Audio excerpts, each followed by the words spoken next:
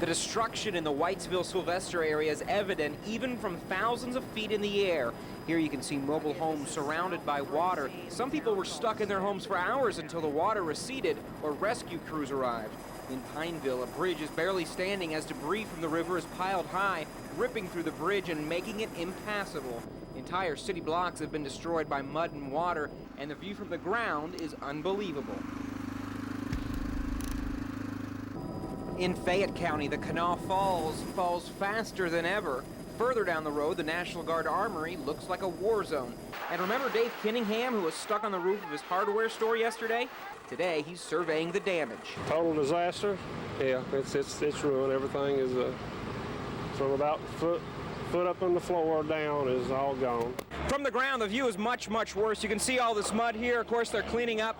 Bound to take at least a couple more days. And here you can see where the strength of the water has just torn this whole fence down. This here is all washed out, and you're looking at major dollars to fix this back. So as the rivers recede and the waters become still, the cleanup continues. From Chopper 13, John Klimak, 13 News.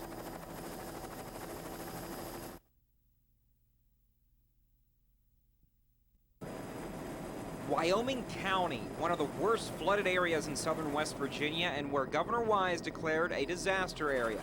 Take a look for yourself. This is the town of Mullins. The rushing water of the floods crashed storefront windows, leaving behind piles of mud and sand. No business in the entire town was saved. Water comes so fast that we just couldn't do anything. Had about 13, 14 foot of water down through here in the area you're looking at or we're standing in. Basically, our whole town is flooded, devastated. Out there, you people out there, you watch this on the news, and you watch tornadoes, and you think, oh man, that's really bad. Well, this is a little town speaking out. This is bad. It's the worst that it can get. Tonight on 13 News at 6, a closer look at the town of Mullins. The people are full of emotion as they dig themselves out of what's being called the worst disaster ever recorded. The biggest fear is whether or not the town itself will survive. More on 13 News at 6 tonight in Wyoming County. John Klimak, 13 News.